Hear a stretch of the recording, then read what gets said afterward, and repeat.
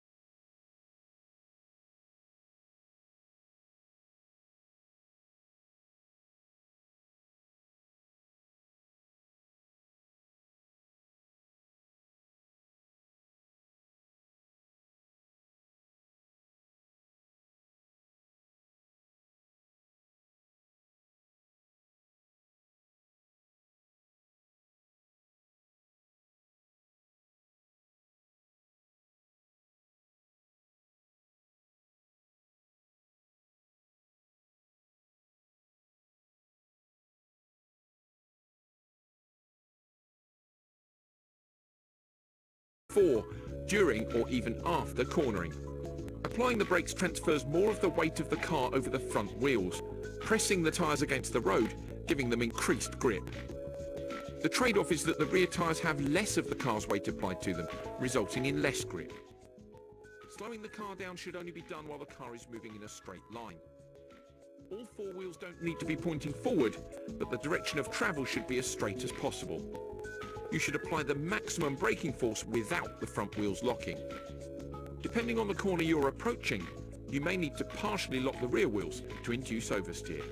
Judging braking points correctly allows you to brake smoothly and continuously until the turn-in point, where you can release the brake and turn for the corner. Releasing the brake at the turn-in point means that the weight will have already been transferred to the front wheels when you turn, giving increased traction. You must always take the characteristics of the car and the road into account when braking. As well as the level of grip and characteristics of the road, many other factors can affect weight transfer. This can load or unload each tyre, affecting the amount of grip available and the distance required to slow down. Some examples are as follows. When travelling uphill, the effect of gravity working against the car results in shorter braking distances. The opposite is true when travelling downhill. When braking on a loose surface, reduced grip results in longer braking distances. The level of grip is often variable from corner to corner, so it is usually prudent to leave a margin for error. When braking on clean, dry tarmac, you'll have shorter braking distances. As there is generally more grip, the car will tend to remain more stable than on loose surfaces. Conditions such as wet weather, mud on the road or ice will result in longer braking distances.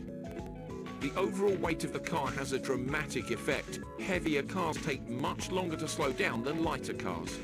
If the wheels are inadvertently locking during braking, the wheels will slide across the surface rather than slowing the car down. So remember, use the brakes to slow the car down to a speed at which it can take the next corner without crashing, and to manage weight transfer before, during or after cornering.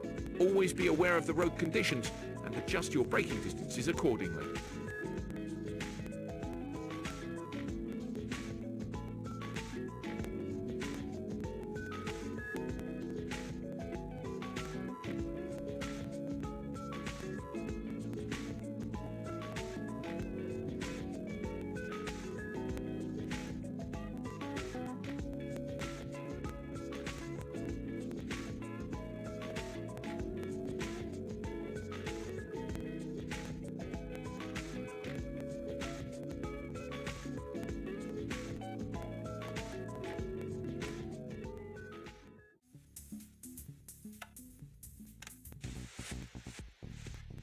The term left foot braking is often misunderstood as simply using your left foot rather than your right foot to operate the brake pedal. While that fact is true, it only scratches the surface in explaining the technique. If braking, accelerating and steering are the tools used to manage weight transfer, left foot braking is the tool for fine adjustment. Using your left foot on the brake pedal and your right foot on the accelerator has a number of advantages. The amount of time taken between pressing the accelerator and brake pedals is significantly reduced compared to using your right foot only. This means that fractions of a second are saved every time you swap from accelerating to braking and back again. If you apply a small amount of brake force while accelerating, particularly in a front-wheel drive car, the load that the engine and drivetrain has to work against causes the differential to tighten. This spreads the power across both wheels, making it less likely to spin one of those wheels due to low grip, therefore giving you more driving traction out of corners. Weight transfer can be fine-tuned mid-corner by adjusting the amount of brake force versus the amount of throttle applied. A little more brake input transfers weight forward, giving more traction on the front wheels to help the car turn in. A little more throttle corrects oversteer if the car is sliding too much. The car can be balanced at the edge of traction throughout a corner using this method.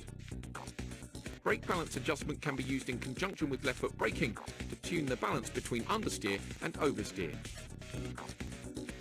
Some of these principles still apply if you use your right foot on the brake, but clearly the speed at which you can move between pedals becomes a factor.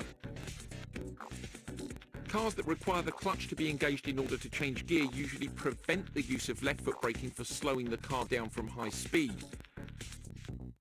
However, the technique can still be applied through a corner. Remember, left foot braking allows you to quickly switch between acceleration and braking and is a fantastic technique for fine-tuning the weight transfer of the car.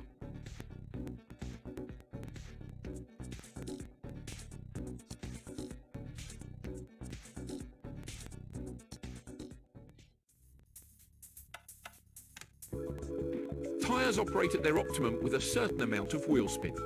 On gravel, wheel spin lets the tread of the tyre move the loose material on the road surface and puts the tyre in contact with the harder surface underneath, where the most grip can be found.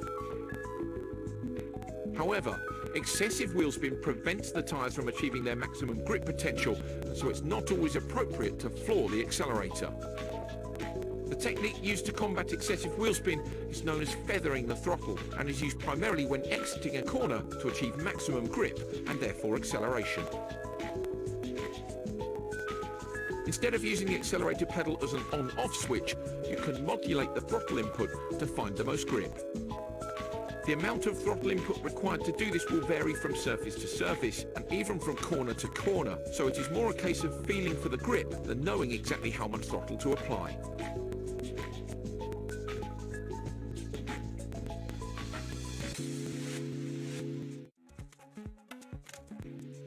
As with braking, the inclination of the road ahead has an impact on the speed at which a car can accelerate.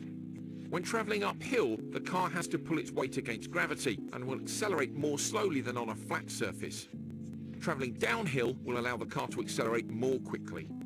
Perhaps less obvious is the effect of altitude on the car.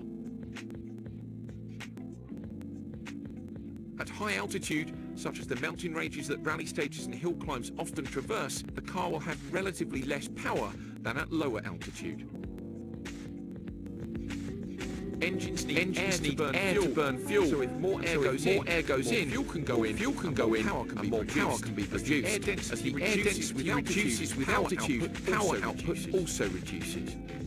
Bear this in mind when you are driving up Pikes Peak, as the change in altitude is one of the most dramatic in motorsport.